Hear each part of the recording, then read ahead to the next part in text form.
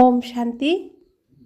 আজ 10ই ডিসেম্বর 2024 বাবার অমূল্য মধুর মহাবাক্য শুনব। আজকের মুরলিতে বাবা বলেন, মিঠে মিঠে বাচ্চে, তোমাদের এই রেকর্ড হলো সঞ্জীবনী বুটি। এটা বাজালেই তোমাদের মূর্ছিত ভাব কেটে যাবে। আজকের মুরলির প্রশ্ন, স্থিতি বিগড়ে যাওয়ার কারণ কি? কোন যুক্তিতে অবস্থা খুব ভালো থাকতে পারে? উত্তর, জ্ঞানের ডান্স করে না, পরচিন্তন পরদর্শনে নিজের সময় নষ্ট করে, এজন্য অবস্থা স্থিতি খারাপ হয়ে যায়।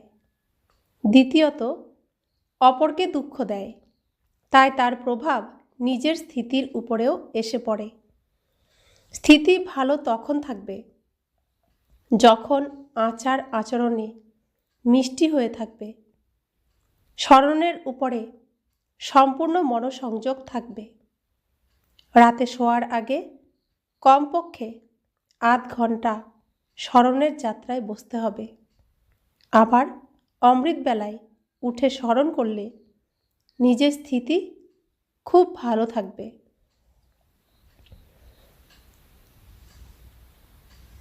আজকের মুরলির আগে গীত বেজেছে, কে এসেছে আমার মনের দ্বারে।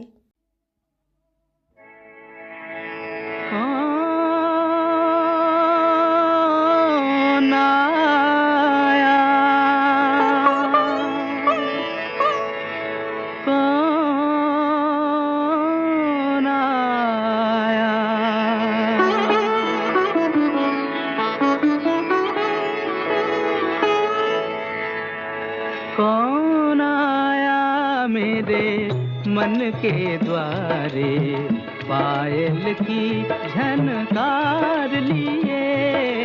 कौन आया मेरे मन के द्वारे, पायल की झनकार लिए। कौन आया?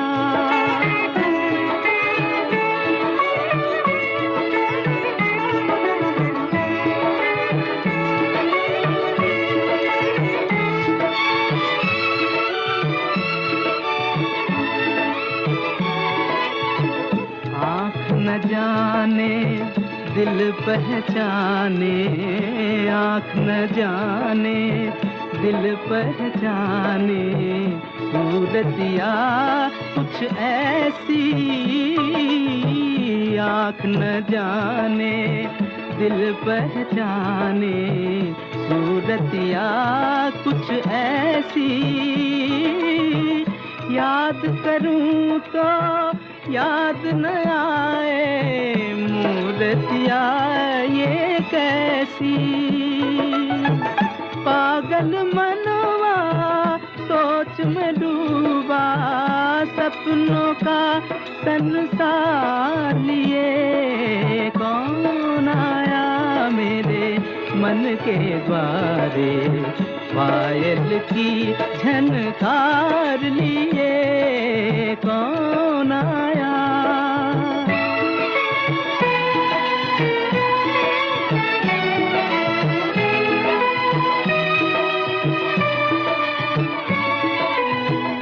एक पल सोचूं मेरी आशा, रूप बदल कर आई।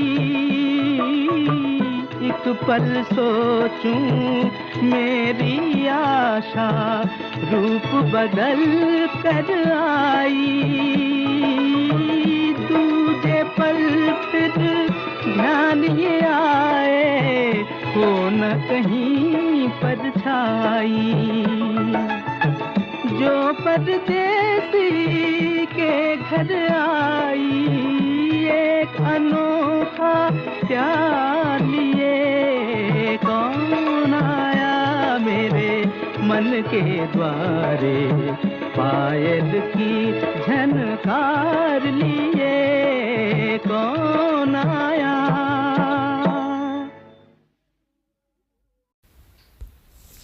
ওম শান্তি। এই গীতও বাবা তৈরি করিয়েছেন বাচ্চাদের জন্য। এর অর্থ বাচ্চারা ভিন্ন অন্য কেউ জানতে পারে না। বাবা যে কথা বলেন, যে গান বাচ্চাদের শোনান, বাচ্চারা ছাড়া অন্য কেউ জানতে পারে না। বাবা অনেকবার বুঝিয়েছেন যে এই রকম ভালো ভালো রেকর্ড ঘরে রেখে দিতে হবে। যদি কখনো কোনো কারণে স্থিতি খারাপ হয়ে যায়, তখন এইসব রেকর্ড বাজালে বুদ্ধিতে এর অর্থ স্মরণে এসে যাবে, আর তখনই মূর্ছিত ভাব কেটে যাবে। এই রেকর্ডও হলো সঞ্জীবনী বুটি। বাবা ডাইরেকশন তো সবাইকেই দেন, কিন্তু খুব কম সংখ্যকই তাকে কাজে লাগায়। এখন এই গীতটিতে কে বলছে যে তোমাদের সকলের হৃদয়ে কে এসেছেন? যে এসে জ্ঞান ডান্স করে তারা বলে যে গোপিকারা কৃষ্ণকে নৃত্য করাতেন, কিন্তু এটা তো হয় না। এখন বাবা বলছেন, হে শালগ্রাম বাচ্চারা, সবাইকে বলেন, তাই না? বাবা সব বাচ্চাদেরকেই বলেন। স্কুল মানে স্কুল, যেখানে পড়াশোনা হয়, এটাও হলো স্কুল। তোমরা বাচ্চারা জেনে গেছো যে আমাদের হৃদয়ে কার স্মরণ আসে। অন্য কোনো মানুষদের বুদ্ধিতে এসব কথা আসে না। কেবলমাত্র এই সময়তেই তোমাদের বাচ্চাদের বুদ্ধিতে তার স্মরণ থাকে, আর অন্যরা কেউ তাকে স্মরণ করে না।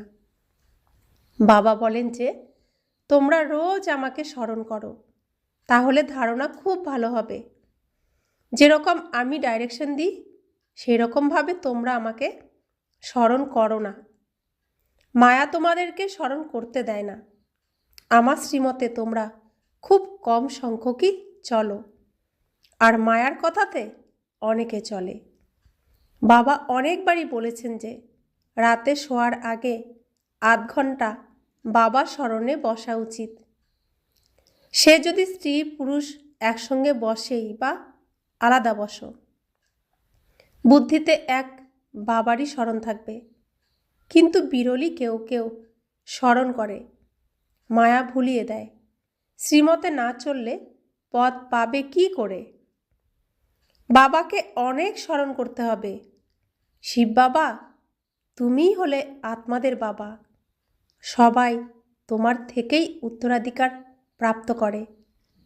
যে পুরুষার্থ করে না, সেও উত্তরাধিকার প্রাপ্ত করবে। ব্রহ্মাণ্ডের মালিক তো সবাই হবে। সকল আত্মারা নির্বাণ ধামে আসবে ড্রামা অনুসারে, কিছু না করেও। তো বাবা এসেছেন সবাইকে মুক্তি দিতে, তো সবাইকেই বাবা মুক্ত করে ঘরে ফিরিয়ে নিয়ে যাবেন। বাবা ব্রহ্মাণ্ডের মালিক, তার সন্তান আমি আত্মা। পরমাত্মা পরমধামে থাকেন, তিনি সম্পূর্ণ ব্রহ্মাণ্ডের মালিক। তো তার সন্তান আমি আত্মা বা আমরা আত্মা, প্রত্যেকেই পরমধামে থাকি ব্রহ্মাণ্ডের মালিক। পরমাত্মার সন্তান আত্মা হিসেবে এটা আমরা জন্মগত অধিকার পাই, ব্রহ্মাণ্ডের মালিক হয়ে যাই। তো বাবা বলছেন যে কিছু না করেও বাবা সবাইকে ব্রহ্মাণ্ডের মালিক করেন। আধা কল্প যদিও ভক্তি করে, কিন্তু ফিরে কেউই যেতে পারে না যতক্ষণ আমি পথ প্রদর্শক হয়ে না আসি। তো বাবা যতক্ষণ পথপ্রদর্শক হয়ে না আসেন, কেউ ঘরে ফেরার রাস্তা খুঁজে পায় না। কেউ রাস্তা তো দেখেইনি, আর যদি দেখতো তাহলে তো তার পেছনে সবাই মশার ঝাঁকের মতো ছুটে যেত। মূল বতন কি এটাও কেউ জানে না। কেবলমাত্র তোমরাই জানো যে এটা হলো পূর্ব নির্মিত ড্রামা। এটাকেই রিপিট করতে হবে। এখন দিনের বেলায় তো কর্মযোগী হয়ে জীবিকা নির্বাহ করতে হবে। রান্নাবান্না করা ইত্যাদি সবই হলো কর্ম করা। বাস্তবে কর্ম সন্ন্যাস বলাও হলো রং। কর্ম ছাড়া তো কেউ থাকতে পারে না। কর্মসন্ন্যাসী মিথ্যা নাম রেখে দেয়। তাই দিনে যার যা জীবিকা তা করো, কিন্তু রাতে শোয়ার আগে এবং সকালে ঘুম থেকে উঠে বাবাকে ভালোভাবে স্মরণ করো। যাকে এখন আপন করেছ তাকে স্মরণ করলে তার সহায়তা অবশ্যই প্রাপ্ত করতে পারবে, আর না করলে পাবে না। ধনী ব্যক্তিদের তো বাবার বাচ্চা হতে হৃদয় বিদীর্ণ হয়ে যায়, তাই তাদের পদপ্রাপ্ত হয় না। এই স্মরণ করা তো খুবই সহজ। তিনি আমাদের বাবা, শিক্ষক এবং সদ্গুরু। আমাদেরকে সমগ্র বিশ্বের রহস্য বুঝিয়েছেন। এই ওয়ার্ল্ডের হিস্ট্রি, জিওগ্রাফি কিভাবে রিপিট হয়ে থাকে সব তিনি বুঝিয়েছেন আমাদেরকে। বাবাকে স্মরণ করতে হবে আর সুদর্শন চক্র ঘোরাতে হবে। সবাইকে বাড়ি ফিরিয়ে নিয়ে যাওয়ার জন্য এক শিব বাবাই আছেন। এরকম চিন্তনে থাকতে হবে। রাতে শোয়ার সময়ও এই জ্ঞান চিন্তন করতে হবে। সকালে ঘুম থেকে উঠেই যেন এই জ্ঞান স্মরণে আসে। আমরা ব্রাহ্মণ থেকে দেবতা, আবার ক্ষত্রিয়, বৈশ্য, শূদ্র হব।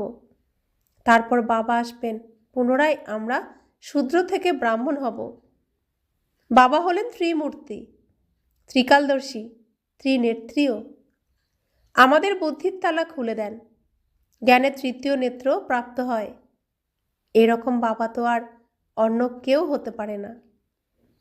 বাবা রচনা রচেন, তাই তিনি মাও। জগদম্মাকে নিমিত্ত বানিয়েছেন। বাবা এই শরীরে এসে ব্রহ্মা রূপের দ্বারা খেলাধুলাও করেন, ঘুরতেও যান। আমরা বাবাকে স্মরণ তো করি। তোমরা এখন জেনে গেছো যে এনার রথে বাবা আসেন, ব্রহ্মা বাবার রথে বাবা আসেন। শ্রীকৃষ্ণের অন্তিম জন্মের অন্তিম রথে, অন্তিম শরীরে বাবা আসেন। তোমরা বলবে যে বাপ দাদা আমাদের সাথে খেলা করেন, খেলার মধ্যেও বাবা স্মরণের পুরুষার্থ করেন। ব্রহ্মা বাবা খেলার মধ্যেও শিব বাবাকে স্মরণ করার পুরুষার্থ করেন।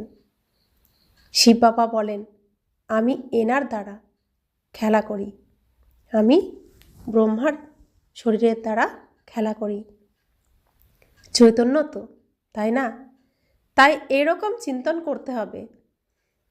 তো শিব বাবা শরীরে যখন প্রবেশ করেন ব্রহ্মা বাবার, তখন তিনি চৈতন্য শরীরে থাকেন, তখন তিনি বাচ্চাদের সাথে খেলা করেন। এরকম বাবার উপরে সম্পূর্ণ বলি চড়তে হবে। ভক্তি মার্গেও তোমরা এই গীত গেয়ে এসেছো যে আমি তোমার হয়ে যাব, আমি তোমার কাছে সমর্পিত হয়ে যাব। এখন বাবা বলছেন, এই এক জন্ম তোমরা আমাকে তোমাদের উত্তরাধিকারী বানাও, তাহলে আমি 21 জন্মের জন্য তোমাদের রাজ্য ভাগ্য দেব। কত সহজ কথা। সত্যযুগ থেকে কলিযুগ পর্যন্ত আমরা গৃহস্থ পরিবার পাই, সংসার পাই, সেই সংসারের মধ্যে আমরা খেলাধুলা করি। প্রত্যেকটা জন্ম আমরা এভাবে কাটিয়ে দিই। বাবা বলছেন, তোমাদের যখন সিনেমাতে অভিনয় শেষ হয়ে গেছে, এখন তুমি আমার কাছেই থাকো, আমার কাছে শোনো, সব কিছু আমার সাথেই করো।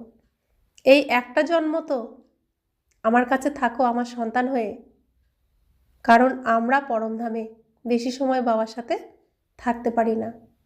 আমরা অনেকটা সময় এই পৃথিবীতে, এই ব্রহ্মাপুরীতে পরমপিতা পরমাত্মার সাথে থাকতে পারি। তাই বাবা বলেন যে এইটুকু সময় তো আমার সাথে কাটাও, এই সময় তো তুমি আমার সন্তান, শুদ্ধ পবিত্র আত্মা হয়ে থাকো। বাবা বলছেন, এই এক জন্ম তোমরা আমাকে তোমাদের উত্তরাধিকারী বানাও, তাহলে আমি 21 জন্মের জন্য তোমাদের রাজ্যভাগ্য দেব। এখন এই ফরমান দিয়েছি, তাই এই ডাইরেকশানে তোমাদের চলতে হবে। তিনিও যেরকম দেখবেন সেই রকম ডাইরেকশান দেবেন। ডাইরেকশানে চললে মমত্ব কেটে যাবে, কিন্তু ভয় পায়। বাবা বলেন, তোমরা সমর্পিত হও না, তাহলে আমি তোমাদেরকে কিভাবে উত্তরাধিকার দেব? তোমাদের পয়সা কি কেউ নিয়ে চলে যাবে? বলবে, আচ্ছা, তোমাদের পয়সা আছে, লিটারেচার বানাতে লাগিয়ে দাও। ট্রাস্টি তোমরা, তাই না? বাবার আয় দিতেই থাকবেন। বাবার সব কিছু হলো বাচ্চাদের জন্য। বাচ্চাদের থেকে বাবা কিছুই নেন না, যুক্তি দিয়ে বুঝিয়ে দেন, তাতেই মমত্ব কেটে যায়। এই মোহ হলো বড় কড়া, বাদরের মতো। বাবা বলেন, তোমরা বাদরের মতো, তাদের জন্য মায়া কেন রাখো? বাদর যেমন সন্তানের মৃত্যু হয়ে গেলেও বুকে আগলে রেখে দেয়, ছাড়ে না, কিছুতেই ছাড়ে না। তো তোমরা কি বাদর? তোমরা কেন এত মায়া রাখো? তাহলে ঘরে ঘরে মন্দির কিভাবে তৈরি হবে? আমি তোমাদেরকে এই বাদরপনা থেকে ছাড়িয়ে মন্দিরের মূর্তি তৈরি করছি। তোমরা এই আবর্জনায় কেন মমতা রেখেছ? বাবা শুধুই মত দেবেন, বুদ্ধি দেবেন, কিভাবে নিজেকে সামলাবে, তাও তোমাদের বুদ্ধিতে বসে না। এই সব কিছুই হলো বুদ্ধির কাজ। বাবা রায় দেন অমৃত বেলায়ও কিভাবে বাবার সঙ্গে কথা বলবে। বাবা, তুমি অসীম জগতের বাবা, তুমি সেই সাথে টিচারও। তুমি আমাদের অসীম জগতের হিস্ট্রি, জিওগ্রাফি বলতে পারো। লক্ষ্মীনারায়ণের 84 জন্মের কাহিনী এই দুনিয়াতে আর কেউ জানে না। জগদম্মাকে মাতা পিতাও বলা হয়। তিনি কে? সত্যযুগে তো হতে পারেন না। সেখানকার মহারানী মহারাজা তো হলেন লক্ষ্মীনারায়ণ। তাদের নিজের বাচ্চারাই সিংহাসনের উত্তরাধিকারী হবে। আমরা কিভাবে তাদের বাচ্চা হতে পারবো যে সিংহাসনে বসব? এখন আমরা জেনেছি যে এই জগদম্মা হলেন ব্রাহ্মণী, ব্রহ্মার কন্যা সরস্বতী। মানুষ এইসব রহস্য জানে নাকি? তো বাবার সাথে এই সমস্ত কথাগুলো বলতে হবে। রাতে শোয়ার আগে বাবার স্মরণে বসার এই নিয়ম রাখো, তাহলে খুবই ভালো হবে। নিয়ম বানালে তোমাদের খুশির পারদ ঊর্ধ্বে থাকবে, তখন আর কোনো কষ্ট থাকবে না। তোমরা বলবে, এক যে আমরা হলাম এক বাবার সন্তান। তোমরা বলবে, এক যে আমরা হলাম এক বাবার সন্তান, আমরা হলাম ভাই বোন। এরপরও নোংরা দৃষ্টি রাখা ক্রিমিনাল অ্যাসেন্ট হয়ে যাবে, অপরাধমূলক কর্ম হয়ে যাবে। তো আমরা এক পিতার সন্তান, আমরা ভাই বোন। তো কারোর দিকে কোনো ক্রিমিনাল দৃষ্টি যেন না থাকে। ক্রিমিনাল দৃষ্টি রাখলে ক্রিমিনাল অ্যাসেন্ট হয়ে যাবে, অর্থাৎ অপরাধমূলক কর্ম হয়ে যাবে। নেশাও শত রজ তমগুণী হয়ে থাকে না? তমগুণী নেশা চড়ে গেলে মারা পড়ে যাবে। এই নিয়ম বানিয়ে নাও। কিছু সময় বাবাকে স্মরণ করে তারপর বাবার সার্ভিসে যাও, তাহলে মায়ার তুফান আসবে না। সেই নেশা দিনভর চলবে আর স্থিতিও বড়ই রিফাইন হয়ে যাবে। যোগের ক্ষেত্রেও লাইন ক্লিয়ার হয়ে যাবে। খুব ভালো ভালো কিছু রেকর্ডও আছে, সেসব শুনতে থাকলে তো নাচতে শুরু করে দেবে, রিফ্রেশ হয়ে যাবে। 2, 4, 5টা এমন খুব সুন্দর সুন্দর রেকর্ডও রয়েছে। গরিবও যদি বাবার এই সার্ভিসে লেগে যায় তো তারও মহলপ্রাপ্ত হয়ে যাবে। শিব বাবার ভাণ্ডার থেকে সব কিছুই প্রাপ্ত হয়। সার্ভিসেবলকে বাবা কেনই বা দেবেন না? শিব বাবার ভাণ্ডার সর্বদা ভরপুরই থাকে। গীত, এ হলো জ্ঞান ডান্স। বাবা এসে জ্ঞান ডান্স করান গোপ গোপীদেরকে।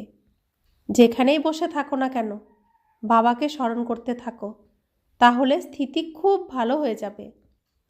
যেরকম বাবা জ্ঞান আর যোগের নেশায় থাকেন, বাচ্চারা তোমাদেরকেও শেখান। তো ব্রহ্মা বাবা যেরকম জ্ঞান আর যোগের নেশায় থাকেন, আমাদেরকেও সেরকমই শেখান।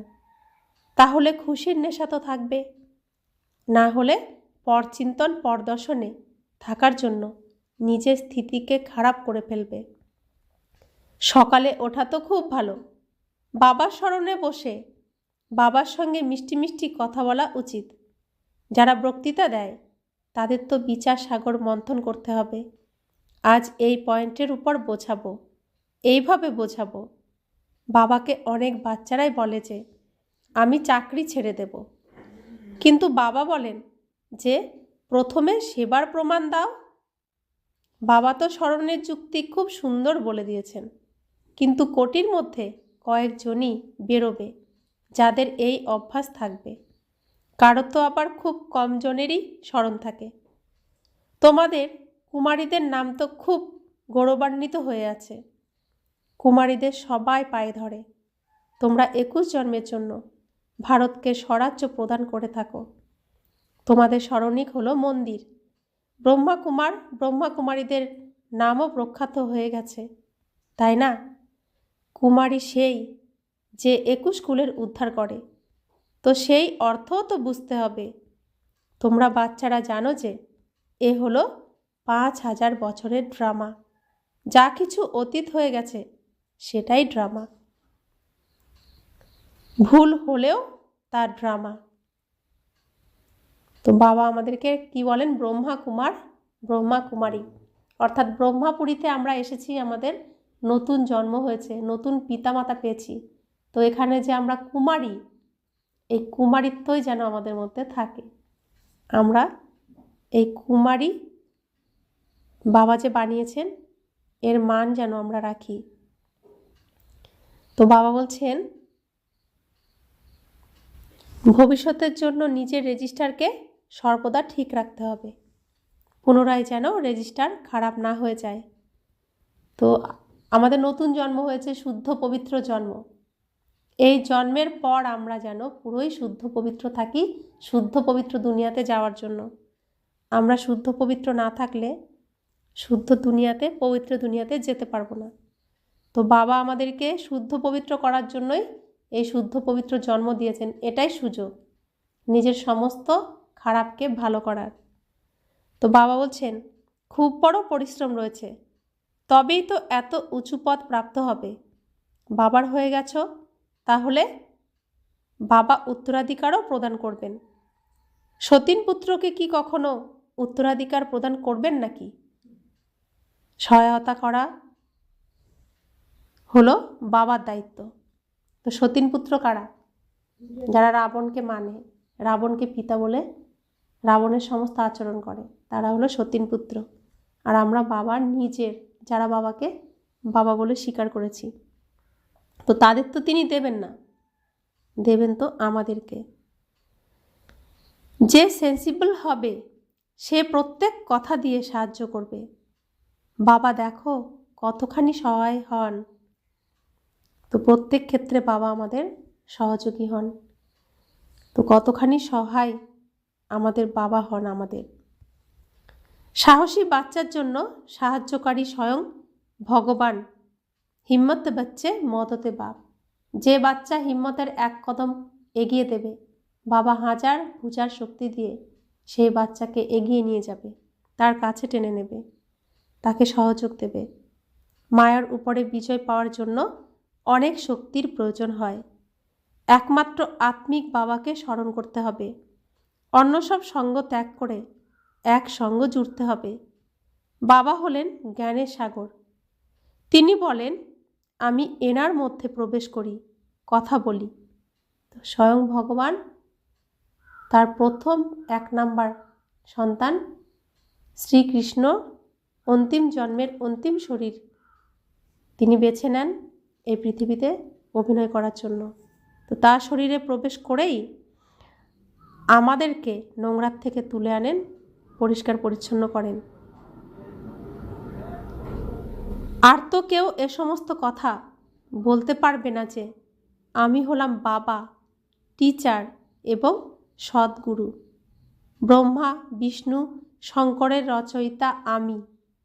এই সমস্ত কথাগুলো এখন তোমরা বাচ্চারাই বুঝতে পারছো। তো আমরাই বাবার সমস্ত কথা বুঝতে পারি। তিনি আমাদেরকে তার সমস্ত জ্ঞানের অমৃতের ভাণ্ডার দিয়ে দিয়েছেন। তো তিনি আমাদের পিতা, আবার তিনি আমাদের শেখান শিক্ষক, তিনি আমাদের ওই পারে যাওয়ার রাস্তা বলে দেন। তো তিনি আমাদের সদ্গুরু। তো তিনি রচয়িতা, আমরা তার রচনা, সমগ্র বিশ্ব ব্রহ্মাণ্ড তার রচনা। সেই ভগবানকে আমরা পেয়ে গেছি। তিনি আমাদের প্রত্যেক দিন নিয়ম করে যুক্তি বলে দেন যে মায়ার থেকে কিভাবে রক্ষা পাবো। তো এরকম পিতাকে কখনোই তো ভোলা উচিত নয়, খুব ভালোবেসে তাকে স্মরণ করা উচিত, তার প্রত্যেকটি মত শ্রীমতকে মেনে চলা উচিত। তিনি আমার ভালোর জন্য সব কিছু দেন, বলেন। তো আমি আমার ভালো চাইলে তার শ্রীমতকে মেনে আমার ভাগ্যকে সৌভাগ্যে পরিণত করব। अच्छा, मीठे मीठे सिखिलाते बच्चों प्रति माता पिता बाप दादा का याद प्यार और गुड मॉर्निंग। रूहानी बाप की रूहानी बच्चों को नमस्ते। हम रूहानी बच्चों की रूहानी माता पिता बाप दादा को याद प्यार गुड मॉर्निंग और नमस्ते नमस्ते नमस्ते। शुक्रिया बाबा, शुक्रिया बाबा, शुक्रिया। धारणार जन्य मुख्य सार, पुरानो নোংরা আবর্জনাতে মমতা রেখো না। বাবার ডাইরেকশনে চলে নিজের আসক্তিকে দূর করতে হবে, ট্রাস্টি হয়ে থাকতে হবে। তো আমরা ছিলাম রাবণের আবর্জনার মধ্যে। রাবণ মানেই হচ্ছে আবর্জনা, নোংরা। বাবা মানেই শুদ্ধ পবিত্র। তো আবর্জনার মধ্যে আমরা থেকে কত নোংরা হয়ে গেছিলাম, দুঃখী হয়ে গেছিলাম। বাবা বলছেন তারপরেও কেন আসক্তি রাখো। এখন তো তোমরা জানো কিসের থেকে তোমরা দুঃখ পেয়েছো, সেই দুঃখ এখনও কেন তোমাদের পছন্দ, কেন এত আসক্তি, কেন ভুলতে পারছো না, কেন ভাবছো না যে ট্রাস্টি হয়ে আমি ওখানে হিসেব নিকাশ মেটাবো। তো বাবা এত জ্ঞান দিচ্ছেন কাম ক্রোধ লোভ মোহ অহংকারের থেকে মুক্ত হওয়ার জন্য। তো তার প্রত্যেকটি কথাকে আমাদের মানতে হবে, আমাদেরকে বাবার মান রাখতেই হবে। দ্বিতীয় ধারণা, এই অন্তিম জন্মে ভগবানকে নিজের ওয়ারিশ উত্তরাধিকারী বানিয়ে তার উপর সমর্পিত হয়ে যেতে হবে, তবে 21 জন্মের রাজ্যভাগ্য প্রাপ্ত হবে। বাবাকে স্মরণ করে সার্ভিস করতে হবে, নেশায় থাকতে হবে, রেজিস্টার যাতে কখনো খারাপ না হয় সেই দিকে সতর্ক থাকতে হবে। তো আমাদের নতুন জন্ম হয়েছে ব্রহ্মাপুরীতে, আমরা এখন অলৌকিক জন্মে রয়েছি, ঈশ্বরীয় পরিবারে রয়েছি। তো শুদ্ধ পবিত্র জন্ম হয়েছে। তো শুদ্ধ পবিত্র হয়ে নিজের সমস্ত বিকর্ম খারাপকে ভালোই পরিণত করার এই যে সুযোগ আমি পেয়েছি, তো এই সুযোগ কাজে লাগানোর জন্য শিব বাবাকে আমার সমস্ত দায়িত্ব, সব কিছুর দায়িত্ব তাকে দিয়ে দিলাম। তিনি আমার সন্তান, তার সাথে সন্তানের সম্পর্ক করলাম। তো এখন আমার সমস্ত দায়িত্ব আমার সন্তানের উপরে। তো বাবা বলছেন তিনি আমার সন্তান, আমি তার মা, মাতা পিতা হয়ে গেলাম। তাহলে পিতা মাতা কেমন হবে? সন্তানের কাছে শুদ্ধ পবিত্র হবে না? তো নিজের রেজিস্টার কখনো খারাপ করবে না, সব সময় সতর্ক থাকতে হবে যে আমার সন্তান রয়েছে আমার সাথে। বরদান, প্রত্যক্ষ ফল দ্বারা অতীন্দ্রিয় সুখের অনুভূতি করে থাকা নিঃস্বার্থ সেবাধারী ভব। সত্যযুগে সঙ্গমের কর্মফল প্রাপ্ত হয়, কিন্তু এখানে বাবার বাচ্চা হওয়ার কারণে প্রত্যক্ষ ফল উত্তরাধিকারের রূপে প্রাপ্ত হয়। সেবা করলে আর সেবার সাথে সাথে খুশি প্রাপ্ত হলো। যারা স্মরণে থেকে নিঃস্বার্থভাবের দ্বারা সেবা করে তাদের সেবার প্রত্যক্ষ ফল অবশ্যই প্রাপ্ত হয়। প্রত্যক্ষ ফলই হলো তাজা ফল, যা এবার হেলদি বানিয়ে দেয়। যোগযুক্ত যথার্থ সেবার ফল হলো খুশি, অতীন্দ্রিয় সুখ আর ডবল লাইটের অনুভূতি। তো আমরা বাবার থেকে বরদান পেয়েছি, বিজয়ী ভব, সফলতামূলক ভব। আমরা বাবার সমস্ত গুণ শক্তি সম্পদের উত্তরাধিকারী হয়েছি। যা বাবা বলছেন অন্যদেরকেও তোমরা দিতে থাকো। তো যত আমরা দিতে থাকবো, দিতে থাকার সেবা করব, ততই আমরা খুশি আর আনন্দ পাব। আমাদের সমস্ত সমস্যা, দুঃখ, কষ্ট সব কিছুর থেকে মুক্ত হয়ে যাব। আর আমরা হয়ে গেছি, আমরা অনুভবী। তো বাবা বলছেন, যখন তোমরা জানো এর দ্বারা ফলপ্রাপ্ত হয়, সাথে সাথেই ফলপ্রাপ্ত হয়, তাহলে এই স্থিতিতেই থাকো, অতীন্দ্রিয় সুখের অনুভব করো আর ডবল লাইটের অনুভূতি করো। স্লোগান: বিশেষ আত্মা হলো সে যার নিজের আচরণের দ্বারা আত্মিক রয়্যালটির ঝলক আর নেশার অনুভব করায়। তো বাবা সবার উপরেই লাইটের কিরণ দেন। অন্ধকারের মধ্যে আমরা আলোতে তো এসে গেছি, বাবা আলো দিয়েছেন। তো আমাদের আচার আচরণ সবই তো এখন সামনে। আগে যে আচরণ করতাম, এখন সেই আচরণ করলে তাহলে কি হবে? রয়্যালটি থাকবে আমাদের মধ্যে? থাকবে না। আসরিক আচরণ, অর্থাৎ তার মধ্যে অপবিত্রতা থাকবে। তো শুদ্ধ পবিত্র বাবা আমার উপর শক্তিশালী লাইটের কিরণ দিয়েছে, যার দ্বারা আমার সমস্ত নোংরাগুলো পরিষ্কার হয়ে যাচ্ছে, ভস্ম হয়ে যাচ্ছে। আর খাঁটি সোনা আমি আত্মা বেরিয়ে আসছি। তাহলে খাঁটি সোনার ঝলক, সে রয়্যালটি, সে খাঁটি ভাব, সেটা তো অন্যরাও যাতে অনুভব করতে পারে, তবেই তো আমি খাঁটি সোনা।